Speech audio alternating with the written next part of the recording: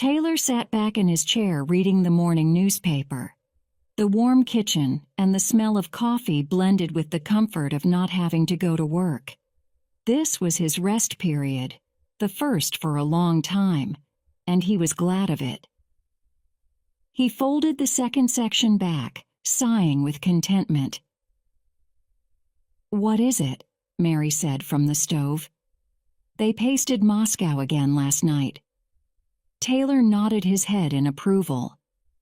"Gave it a real pounding. One of those RH bombs. It's about time." He nodded again, feeling the full comfort of the kitchen, the presence of his plump, attractive wife, the breakfast dishes and coffee. This was relaxation, and the war news was good and satisfying. He could feel a justifiable glow at the news, a sense of pride and personal accomplishment. After all, he was an integral part of the war program, not just another factory worker lugging a cart of scrap, but a technician, one of those who designed and planned the nerve trunk of the war. "It says they have the new subs almost perfected. Wait until they get those going." He smacked his lips with anticipation. When they start shelling from underwater, the Soviets are sure going to be surprised. "They're doing a wonderful job," Mary agreed vaguely. "Do you know what we saw today? Our team is getting a leady to show to the school children. I saw the leady, but only for a moment. It's good for the children to see what their contributions are going for, don't you think?" She looked around at him. "A leady," Taylor murmured. He put the newspaper slowly down. "Well, make sure it's decontaminated properly. We don't want to take any chances." "Oh, they always bathe them when they're brought down from the surface," Mary said. "They wouldn't think of letting them down without the bath. Would they?" She hesitated, thinking back. "Dawn, you know, it makes me remember—" He nodded. "I know." He knew what she was thinking. Once in the very first weeks of the war, before everyone had been evacuated from the surface, they had seen a hospital train discharging the wounded, people who had been showered with sleet. He remembered the way they had looked, the expression on their faces, or as much of their faces as was left. It had not been a pleasant sight. There had been a lot of that at first, in the early days before the transfer to undersurface was complete. There had been a lot, and it hadn't been very difficult to come across it. Taylor looked up at his wife. She was thinking too much about it the last few months. They all were. "Forget it," he said. "It's all in the past. There isn't anybody up there now but the leadies, and they don't mind. But, just the same, I hope they're careful when they let one of them down here. If one were still hot—" He laughed, pushing himself away from the table. "Forget it. This is a wonderful moment. I'll be home for the next 2 shifts. Nothing to do but sit around and take things easy. Maybe we can take in a show, okay?" "A show? Do we have to?" "I don't like to look at all the destruction, the ruins. Sometimes I see someplace I remember, like San Francisco. They showed a shot of San Francisco, the bridge broken and fallen in the water, and I got upset. I don't like to watch." "But don't you want to know what's going on? No human beings are getting hurt, you know." "But it's so awful." Her face was set and strained. "Please, no, Dawn." Don Taylor picked up his newspaper sullenly. "All right, but there isn't a hell of a lot else to do. And don't forget, their cities are getting it even worse." She nodded. Taylor turned the rough, thin sheets of newspaper. His good mood had soured on him. Why did she have to fret all the time? They were pretty well off, as things went. You couldn't expect to have everything perfect. Living undersurface, with an artificial sun and artificial food. Naturally, it was a strain, not seeing the sky or being able to go any place or see anything other than metal walls, great roaring factories, the plant yards, barracks. But it was better than being on surface. And someday it would end and they could return. Nobody wanted to live this way, but it was necessary. He turned the page angrily, and the poor paper ripped. Damn it! The paper was getting worse quality all the time. Bad print, yellow tint. Well, they needed everything for the war program. He ought to know that. Wasn't he one of the planners? He excused himself and went into the other room. The bed was still unmade. They had better get it in shape before the 7th hour inspection. There was a 1-unit fine. The vidphone rang. He halted. Who would it be? He went over and clicked it on. Taylor? The face said, forming into place. It was an old face, gray and grim. This is Moss. I'm sorry to bother you during rest period, but this thing has come up. He rattled papers. I want you to hurry over here. Taylor stiffened. What is it? There's no chance it could wait? The calm gray eyes were studying him, expressionless, unjudging. If you want me to come down to the lab, Taylor grumbled, I suppose I can. I'll get my uniform. No. Come as you are. And not to the lab. Meet me at 2nd stage as soon as possible. It'll take you about a half hour, using the fast car up. I'll see you there. The picture broke and Moss disappeared. What was it? Mary said at the door. Moss. He wants me for something. I knew this would happen. Well, you didn't want to do anything anyhow. What does it matter? His voice was bitter. It's all the same every day. I'll bring you back something. I'm going up to 2nd stage. Maybe I'll be close enough to the surface to... Don't bring me anything. Not from the surface. All right, I won't. But of all the irrational nonsense... She watched him put on his boots without answering. Moss nodded and Taylor fell in step with him as the older man strode along. A series of loads were going up to the surface, blind cars clanking like ore trucks up the ramp, disappearing through the stage trap above them. Taylor watched the cars, heavy with tubular machinery of some sort, weapons new to him. Workers were everywhere, in the dark gray uniforms of the labor corps, loading, lifting, shouting back and forth. The stage was deafening with noise. We'll go up a way, Moss said, where we can talk. This is no place to give you details. They took an escalator up. The commercial lift fell behind them, and with it most of the crashing and booming.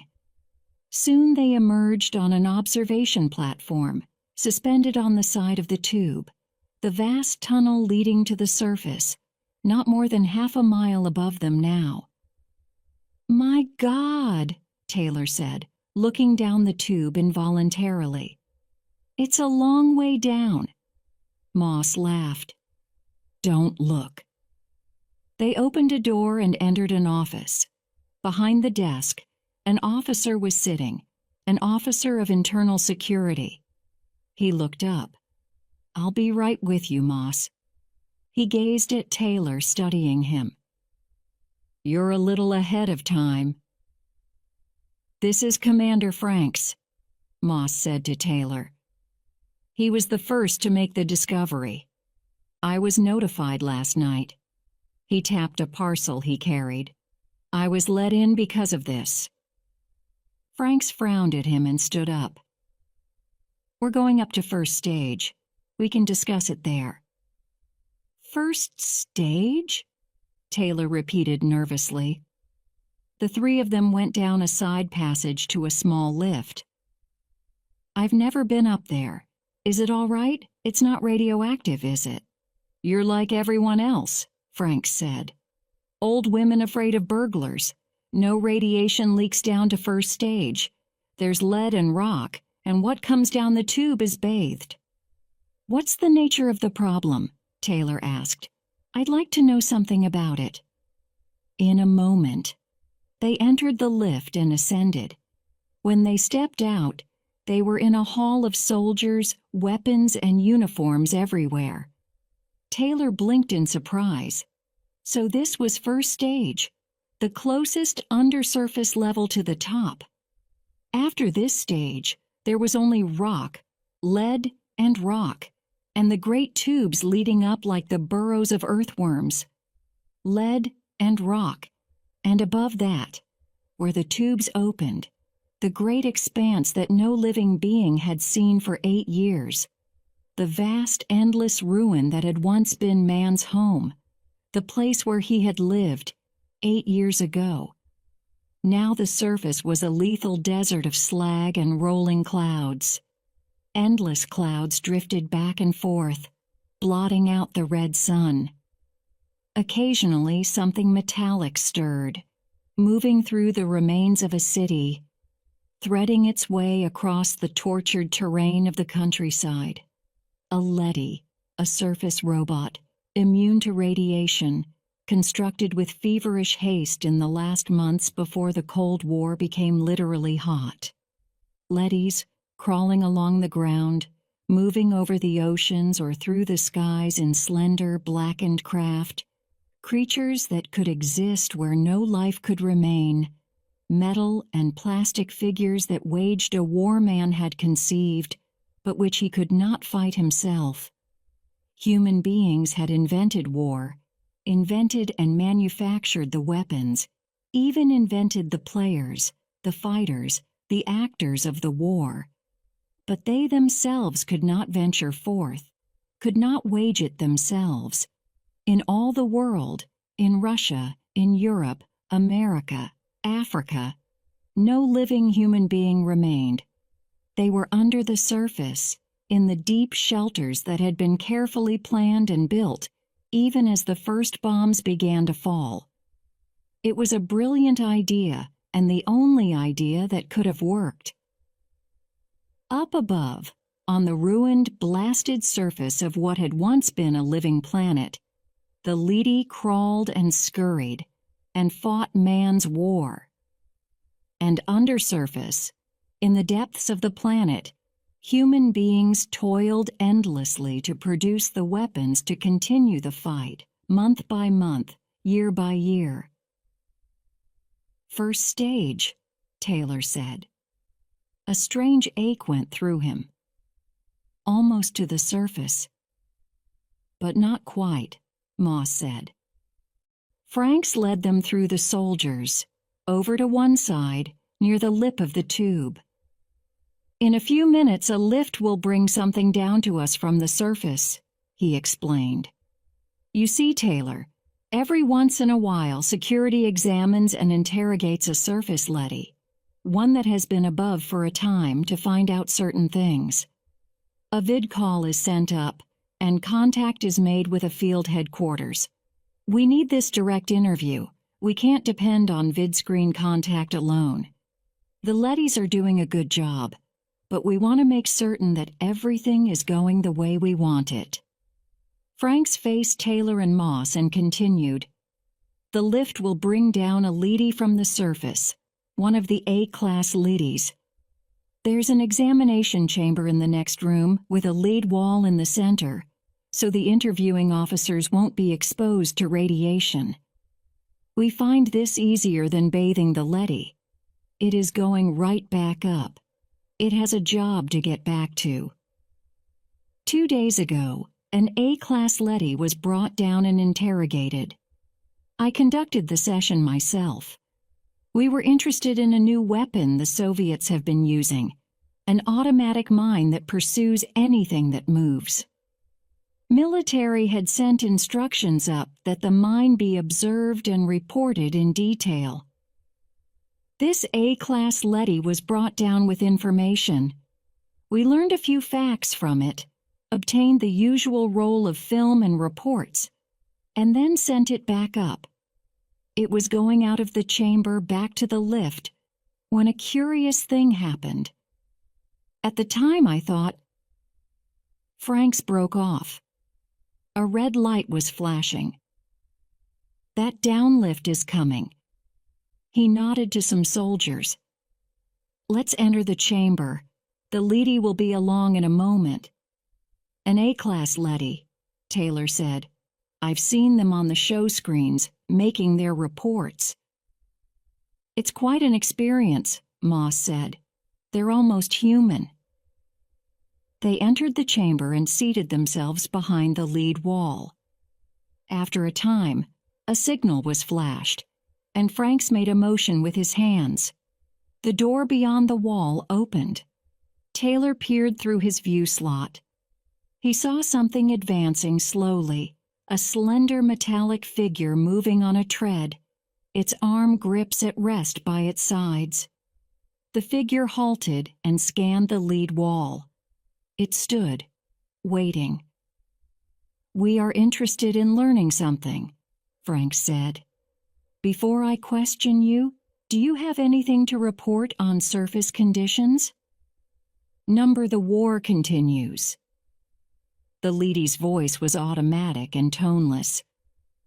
We are a little short of fast pursuit craft, the single-seat type. We could use also some... That has all been noted. What I want to ask you is this. Our contact with you has been through vidscreen only. We must rely on indirect evidence, since none of us goes above. We can only infer what is going on. We never see anything ourselves. We have to take it all secondhand. Some top leaders are beginning to think there's too much room for error. Error? The lady asked. In what way? Our reports are checked carefully before they're sent down. We maintain constant contact with you. Everything of value is reported. Any new weapons which the enemy is seen to employ? I realize that. Franks grunted behind his peep slot. But perhaps we should see it all for ourselves. Is it possible that there might be a large enough radiation-free area for a human party to ascend to the surface?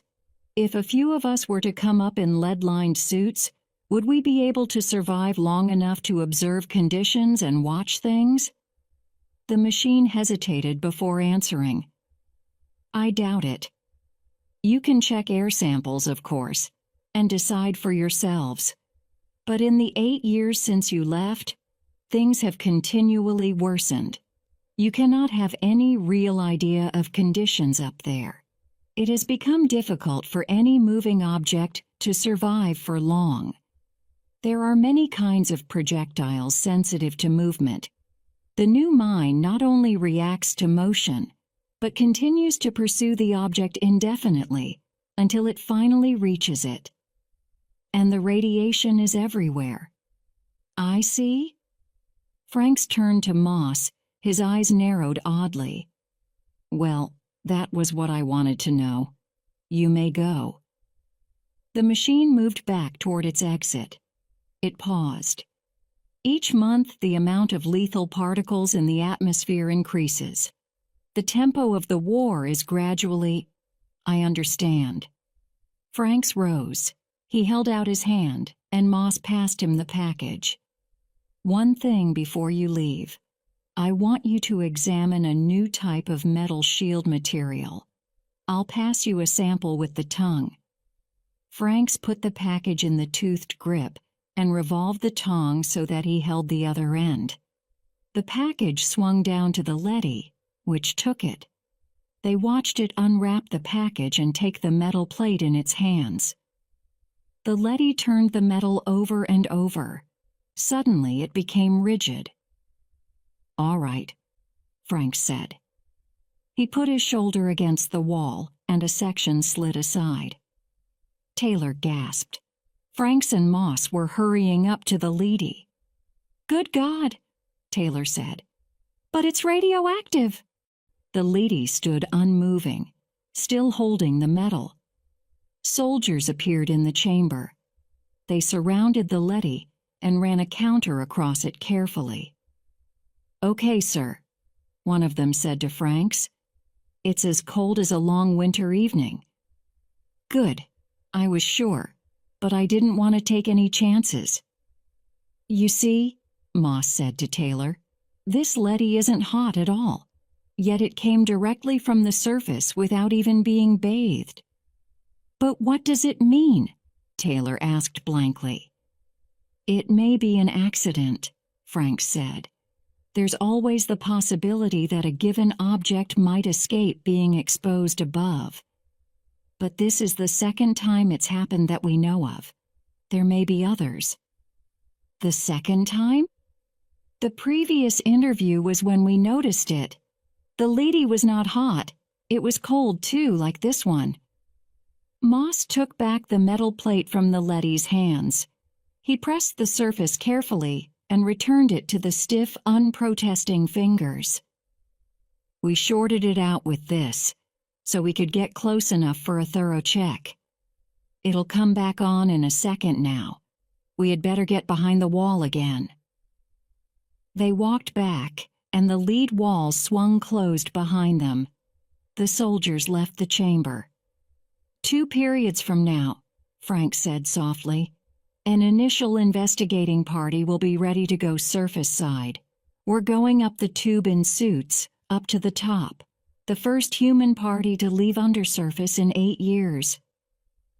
"It may mean nothing," Moss said, "but I doubt it. Something's going on, something strange. The leady told us no life could exist above without being roasted. The story doesn't fit." Taylor nodded. He stared through the peep slot at the immobile metal figure. Already the leady was beginning to stir. It was bent in several places, dented and twisted, and its finish was blackened and charred. It was a leady that had been up there a long time. It had seen war and destruction, ruin so vast that no human being could imagine the extent. It had crawled and slunk in a world of radiation and death, a world where no life could exist. And Taylor had touched it. "You're going with us," Frank said suddenly. "I want you along. I think the 3 of us will go." Mary faced him with a sick and frightened expression. "I know it. You're going to the surface, aren't you?" She followed him into the kitchen. Taylor sat down, looking away from her. "It's a classified project," he evaded. "I can't tell you anything about it." "You don't have to tell me. I know. I knew it the moment you came in. There was something on your face, something I haven't seen there for a long, long time. It was an old look." She came toward him. "But how can they send you to the surface?" She took his face in her shaking hands, making him look at her. There was a strange hunger in her eyes. "Nobody can live up there. Look at this." She grabbed up a newspaper and held it in front of him. "Look at this photograph. America, Europe, Asia, Africa.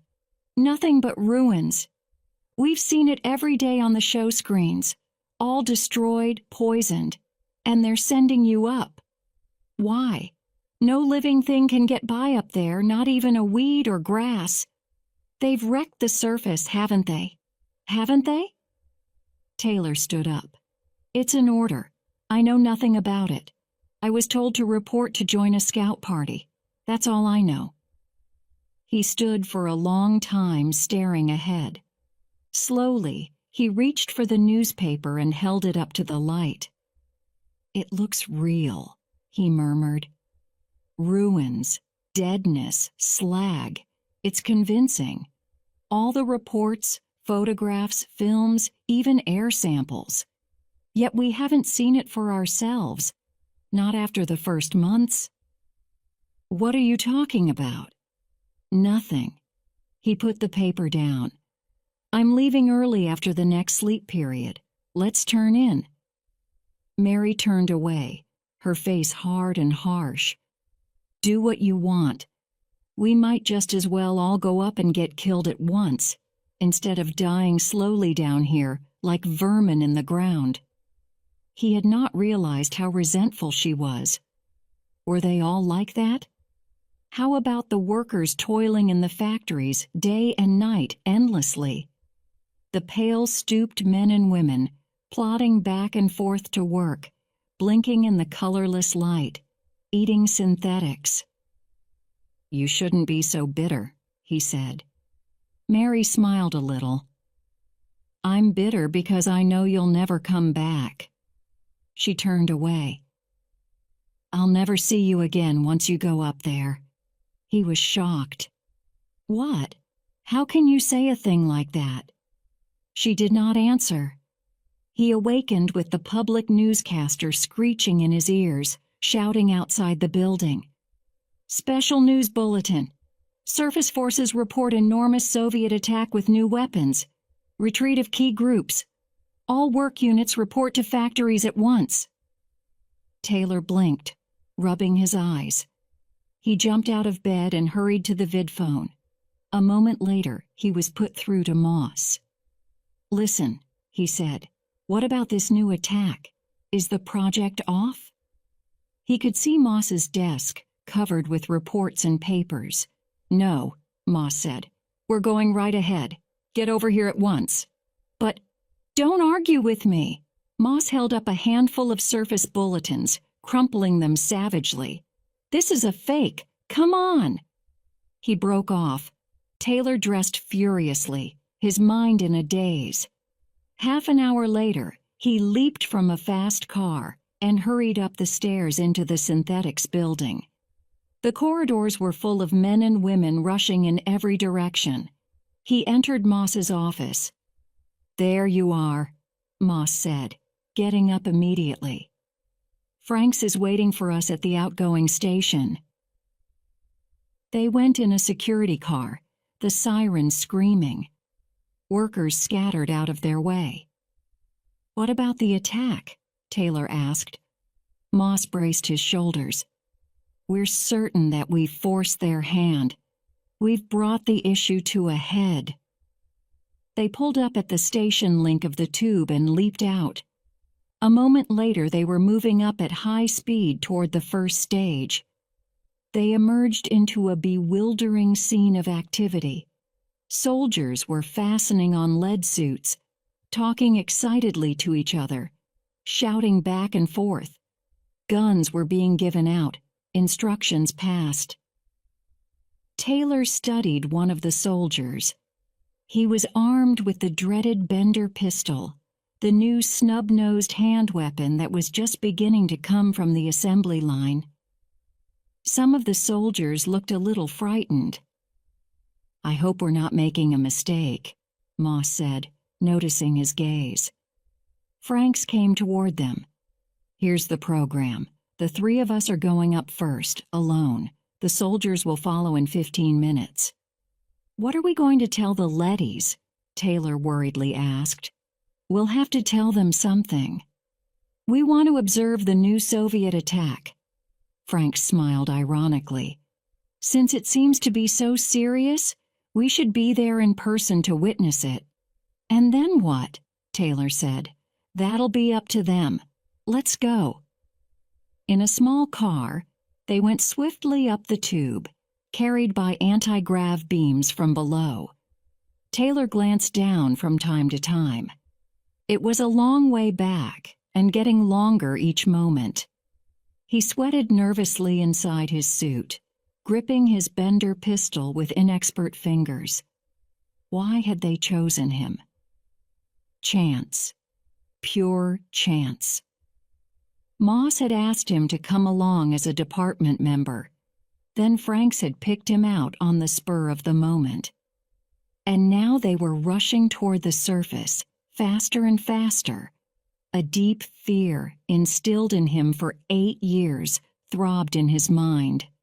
Radiation, certain death, a world blasted and lethal. Up and up the car went. Taylor gripped the sides and closed his eyes. Each moment they were closer, the first living creatures to go above the first stage, up the tube past the lead and rock, up to the surface. The phobic horror shook him in waves. It was death. They all knew that. Hadn't they seen it in the films 1,000 times? The cities, the sleet coming down, the rolling clouds. "It won't be much longer," Frank said. "We're almost there. The surface tower is not expecting us. I gave orders that no signal was to be sent." The car shot up, rushing furiously. Taylor's head spun. He hung on, his eyes shut. Up and up. The car stopped. He opened his eyes. They were in a vast room, fluorescent lit, a cavern filled with equipment and machinery.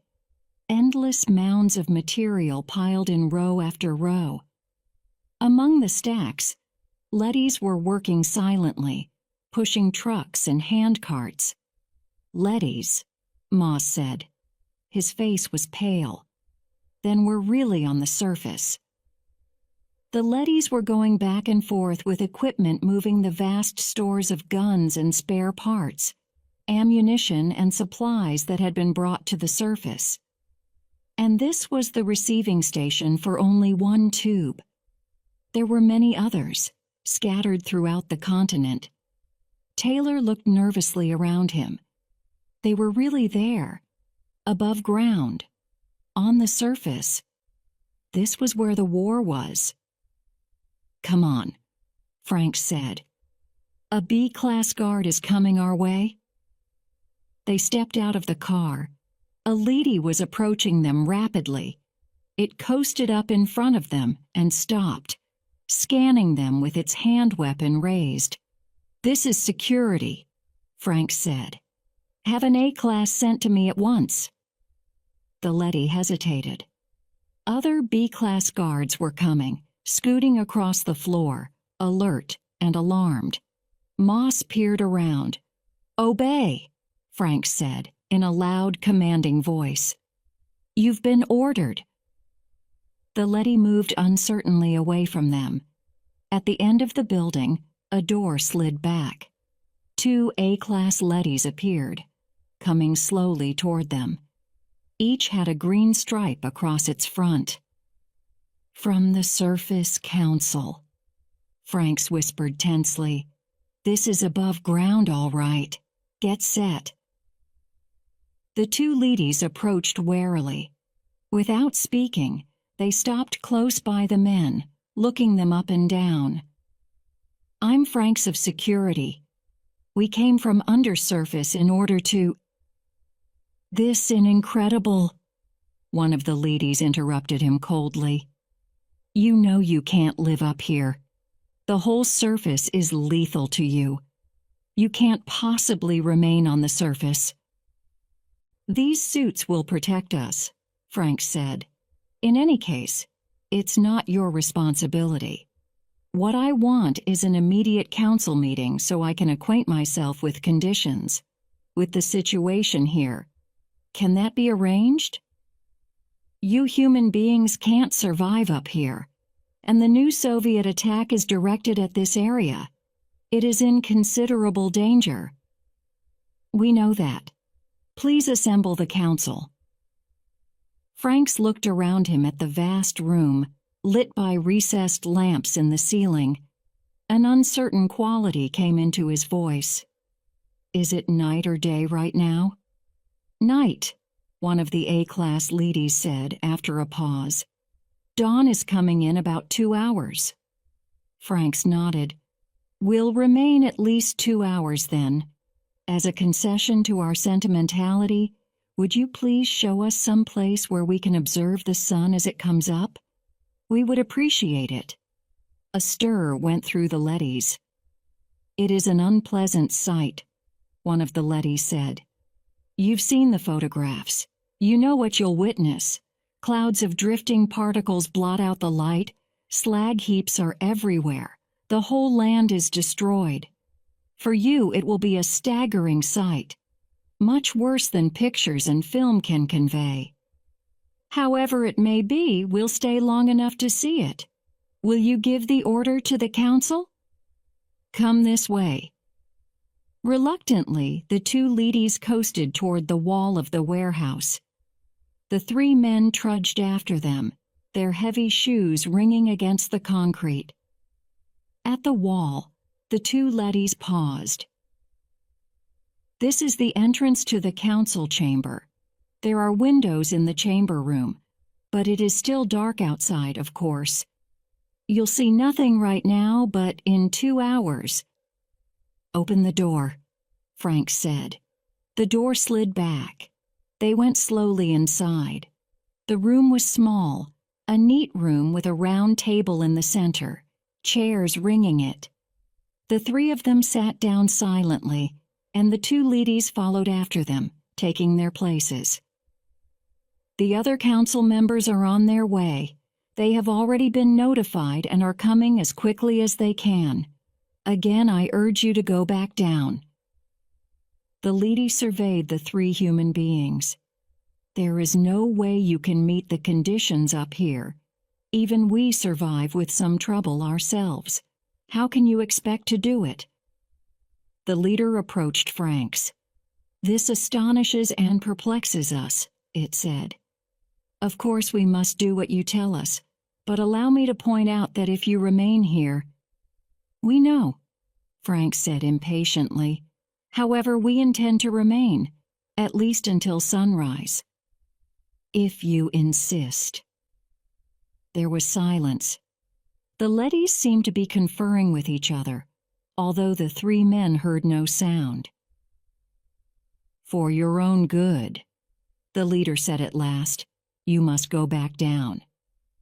We have discussed this, and it seems to us that you are doing the wrong thing for your own good. We are human beings, Frank said sharply. Don't you understand? We're men, not machines. That is precisely why you must go back. This room is radioactive. All surface areas are. We calculate that your suits will not protect you for over 50 more minutes. Therefore, the leadys moved abruptly toward the men, wheeling in a circle, forming a solid row. The men stood up, Taylor reaching awkwardly for his weapon, his fingers numb and stupid. The men stood facing the silent metal figures. We must insist, the leader said, its voice without emotion. We must take you back to the tube and send you down on the next car. I am sorry, but it is necessary. What'll we do? Moss said nervously to Franks. He touched his gun. Shall we blast them? Franks shook his head. All right, he said to the leader. We'll go back. He moved toward the door, motioning Taylor and Moss to follow him. They looked at him in surprise, but they came with him. The leadys followed them out into the great warehouse. Slowly they moved toward the tube entrance, none of them speaking. At the lip, Franks turned. We are going back because we have no choice. There are 3 of us and about a dozen of you. However, if— Here comes the car, Taylor said. There was a grating sound from the tube. D-class leadys moved toward the edge to receive it. I am sorry, the leader said, but it is for your protection. We are watching over you literally. You must stay below and let us conduct the war. In a sense, it has come to be our war. We must fight it as we see fit. The car rose to the surface.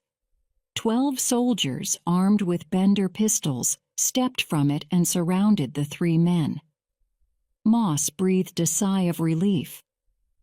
Well, this does change things. It came off just right. The leader moved back, away from the soldiers. It studied them intently, glancing from one to the next, apparently trying to make up its mind. At last, it made a sign to the other leadys. They coasted aside, and a corridor was opened up toward the warehouse. "Even now," the leader said, "we could send you back by force. But it is evident that this is not really an observation party at all. These soldiers show that you have much more in mind. This was all carefully prepared." "Very carefully," Frank said. They closed in. How much more, we can only guess. I must admit that we were taken unprepared. We failed utterly to meet the situation. Now force would be absurd, because neither side can afford to injure the other. We, because of the restrictions placed on us regarding human life. You, because the war demands. The soldiers fired, quick and in fright. Moss dropped to one knee, firing up. The leader dissolved in a cloud of particles. On all sides, D and B class leadys were rushing up, some with weapons, some with metal slats. The room was in confusion. Off in the distance, a siren was screaming. Franks and Taylor were cut off from the others, separated from the soldiers by a wall of metal bodies. "They can't fire back," Frank said calmly. "This is another bluff. They've tried to bluff us all the way." He fired into the face of a leady. The leady dissolved. "They can only try to frighten us. Remember that." They went on firing, and leady after leady vanished. The room reeked with the smell of burning metal, the stink of fused plastic and steel. Taylor had been knocked down. He was struggling to find his gun, reaching wildly among metal legs, groping frantically to find it. His fingers strained, a handle swam in front of him. Suddenly, something came down on his arm, a metal foot. He cried out. Then it was over. The leadys were moving away, gathering together off to one side. Only 4 of the Surface Council remained. The others were radioactive particles in the air. D-class leadys were already restoring order, gathering up partly destroyed metal figures and bits and removing them. Franks breathed a shuddering sigh. "All right," he said. "You can take us back to the windows. It won't be long now." The leadys separated, and the human group, Moss and Franks and Taylor and the soldiers, walked slowly across the room toward the door. They entered the council chamber. Already a faint touch of gray mitigated the blackness of the windows. "Take us outside," Frank said impatiently. "We'll see it directly, not in here." A door slid open. A chill blast of cold morning air rushed in, chilling them even through their lead suits. The men glanced at each other uneasily. "Come on," Frank said. Outside. He walked out through the door, the others following him. They were on a hill, overlooking the vast bowl of a valley. Dimly, against the graying sky, the outline of mountains were forming, becoming tangible. "It'll be bright enough to see in a few minutes," Moss said. He shuddered as a chilling wind caught him and moved around him. "It's worth it, really worth it to see this again after 8 years, even if it's the last thing we see." "Watch," Frank snapped. They obeyed, silent and subdued. The sky was clearing, brightening each moment. Someplace far off, echoing across the valley, a rooster crowed. "A chicken," Taylor murmured. "Did you hear?" Behind them, the leadys had come out and were standing silently, watching too. The gray sky turned to white, and the hills appeared more clearly. Light spread across the valley floor, moving toward them. "God in heaven!" Franks exclaimed. Trees, trees and forests. A valley of plants and trees, with a few roads winding among them, farmhouses, a windmill, a barn, far down below them.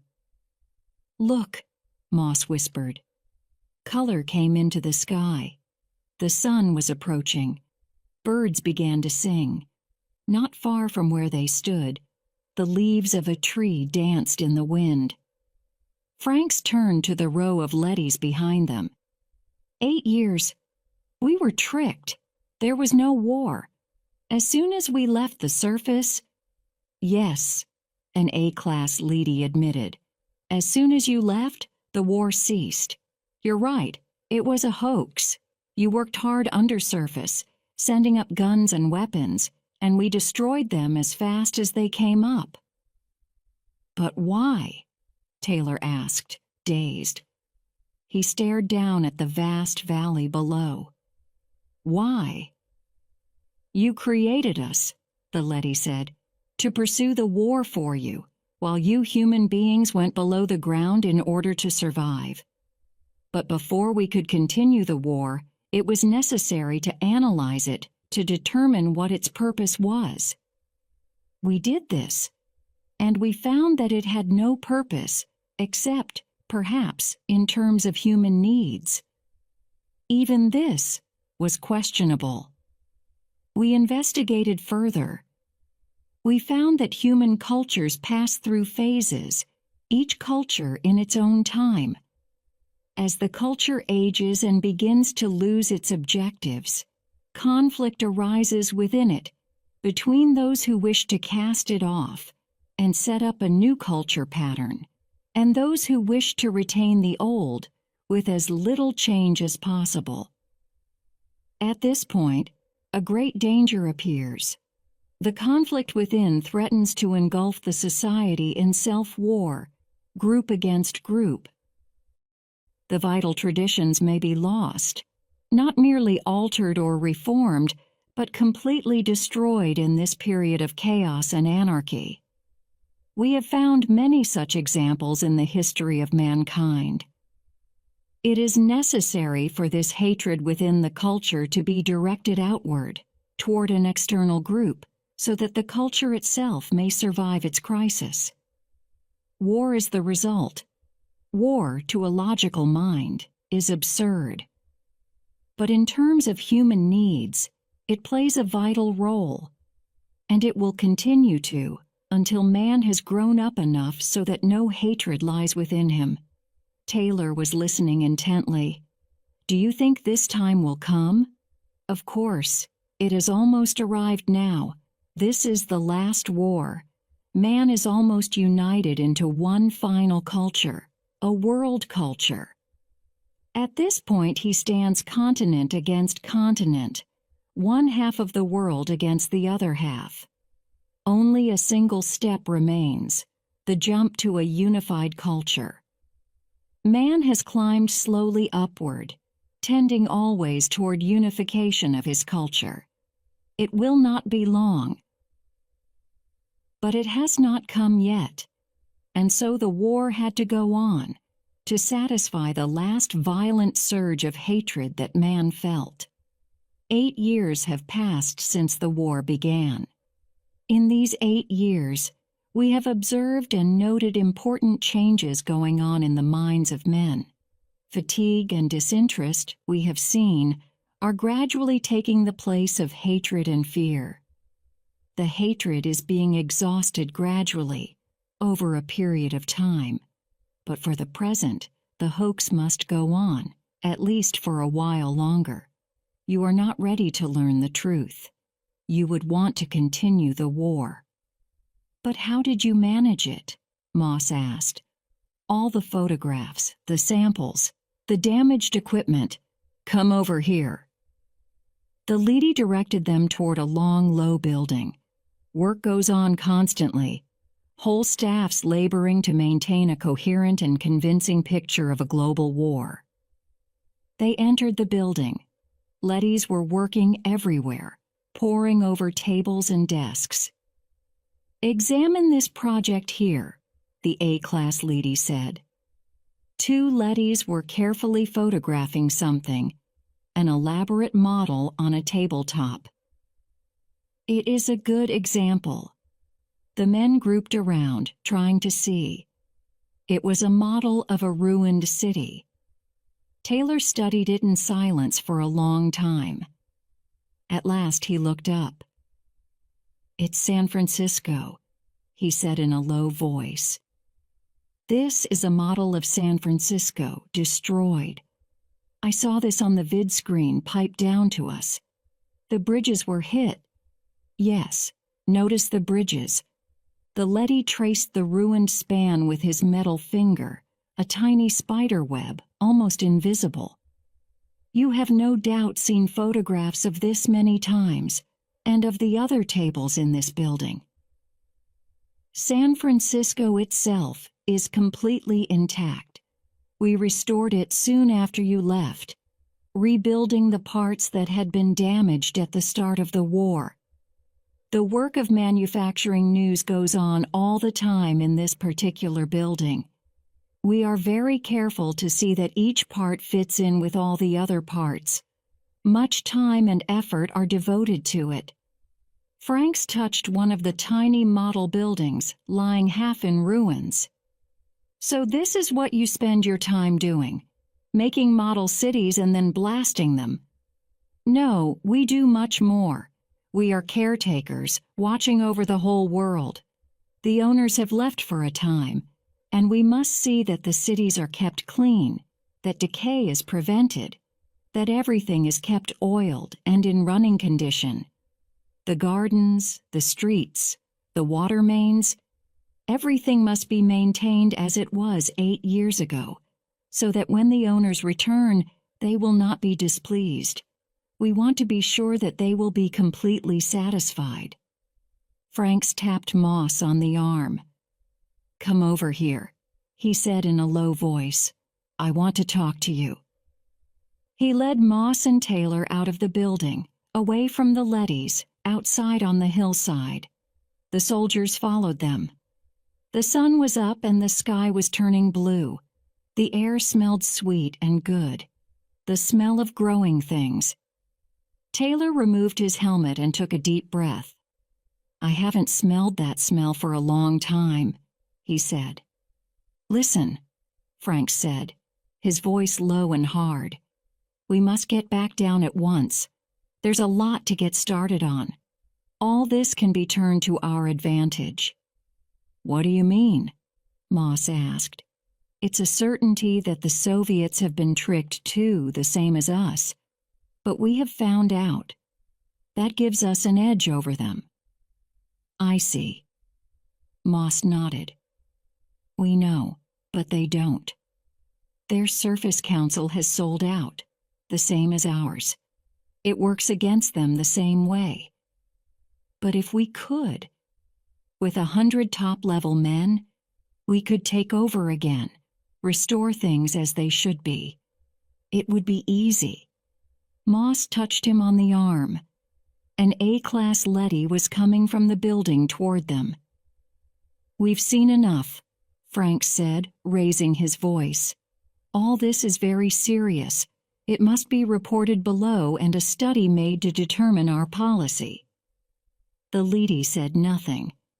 Franks waved to the soldiers. "Let's go." He started toward the warehouse. Most of the soldiers had removed their helmets. Some of them had taken their lead suits off too, and were relaxing comfortably in their cotton uniforms. They stared around them, down the hillside at the trees and bushes, the vast expanse of green, the mountains and the sky. "Look at the sun," one of them murmured. "It sure is bright as hell," another said. "We're going back down," Frank said. "Fall in by twos and follow us." Reluctantly, the soldiers regrouped. The leadys watched without emotion as the men marched slowly back toward the warehouse. Franks and Moss and Taylor led them across the ground, glancing alertly at the leadys as they walked. They entered the warehouse. D-class leadys were loading material and weapons on surface carts. Cranes and derricks were working busily everywhere. The work was done with efficiency, but without hurry or excitement. The men stopped, watching. Leadys operating the little carts moved past them, signaling silently to each other. Guns and parts were being hoisted by magnetic cranes and lowered gently onto waiting carts. "Come on," Frank said. He turned toward the lip of the tube. A row of D-class leadys was standing in front of it, immobile and silent. Frank stopped, moving back. He looked around. An A-class leady was coming toward him. "Tell them to get out of the way," Frank said. He touched his gun. "You had better move them." Time passed, an endless moment, without measure. The men stood, nervous and alert, watching the row of leadys in front of them. "As you wish," the A-class leady said. It signaled, and the D-class leadys moved into life. They stepped slowly aside. Moss breathed a sigh of relief. "I'm glad that's over," he said to Franks. "Look at them all. Why don't they try to stop us? They must know what we're going to do." Franks laughed. "Stop us? You saw what happened when they tried to stop us before. They can't. They're only machines. We built them so they can't lay hands on us, and they know that." His voice trailed off. The men stared at the tube entrance. Around them, the leadys watched, silent and impassive, their metal faces expressionless. For a long time, the men stood without moving. At last, Taylor turned away. "Good God," he said. He was numb, without feeling of any kind. The tube was gone. It was sealed shut, fused over. Only a dull surface of cooling metal greeted them. The tube had been closed. Franks turned, his face pale and vacant. The A-class leady shifted. "As you can see, the tube has been shut. We were prepared for this. As soon as all of you were on the surface, the order was given. If you had gone back when we asked you, you would now be safely down below. We had to work quickly, because it was such an immense operation."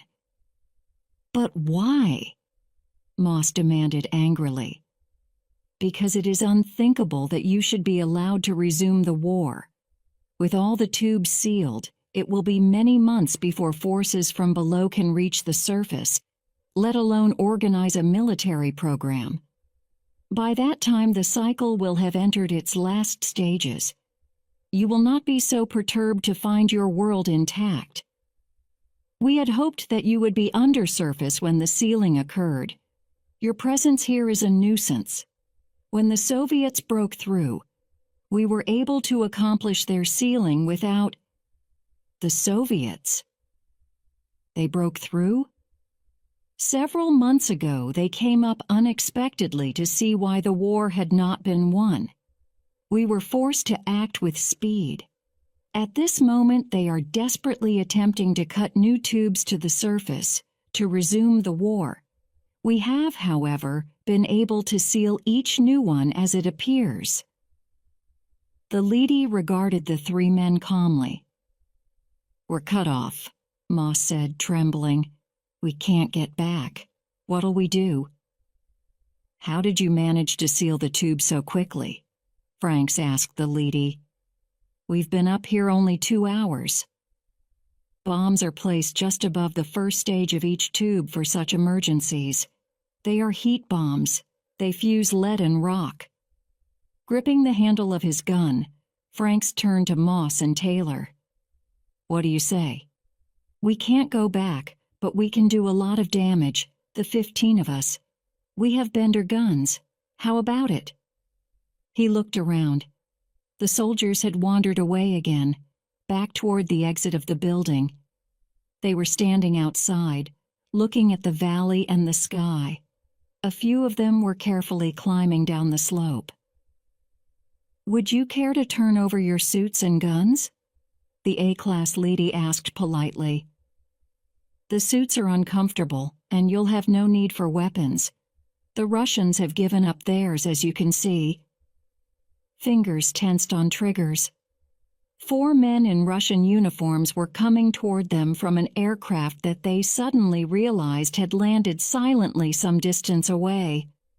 "Let them have it!" Frank shouted. "They are unarmed," said the leady. "We brought them here so you could begin peace talks." "We have no authority to speak for our country," Moss said stiffly.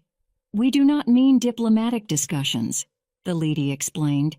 "There will be no more. The working out of daily problems of existence will teach you how to get along in the same world. It will not be easy, but it will be done." The Russians halted, and they faced each other with raw hostility. "I am Colonel Borodoy, and I regret giving up our guns," the senior Russian said. "You could have been the first Americans to be killed in almost 8 years. "Or the first Americans to kill," Franks corrected. "No one would know of it except yourselves," the leady pointed out. "It would be useless heroism. Your real concern should be surviving on the surface. We have no food for you, you know." Taylor put his gun in its holster. "They've done a neat job of neutralizing us, damn them. I propose we move into a city, start raising crops with the help of some leadies, and generally make ourselves comfortable." Drawing his lips tight over his teeth, he glared at the A-class leady. "Until our families can come up from undersurface, it's going to be pretty lonesome, but we'll have to manage." "If I may make a suggestion," said another Russian uneasily. "We tried living in a city. It is too empty. It is also too hard to maintain for so few people. We finally settled in the most modern village we could find." "Here in this country," a third Russian blurted, "we have much to learn from you." The Americans abruptly found themselves laughing. "You probably have a thing or two to teach us yourselves," said Taylor generously, "though I can't imagine what." The Russian colonel grinned. "Would you join us in our village? It would make our work easier and give us company." "Your village," snapped Franks. "It's American, isn't it? It's ours." The leady stepped between them. "When our plans are completed, the term will be interchangeable. Ours will eventually mean mankind's." It pointed at the aircraft, which was warming up. "The ship is waiting. Will you join each other in making a new home?" The Russians waited while the Americans made up their minds. "I see what the leadys mean about diplomacy becoming outmoded," Frank said at last. "People who work together don't need diplomats. They solve their problems on the operational level instead of at a conference table." The leady led them toward the ship. "It is the goal of history, unifying the world. From family to tribe to city-state to nation to hemisphere, the direction has been toward unification. Now the hemispheres will be joined and—" Taylor stopped listening and glanced back at the location of the tube. Mary was undersurface there. He hated to leave her, even though he couldn't see her again until the tube was unsealed. But then he shrugged and followed the others.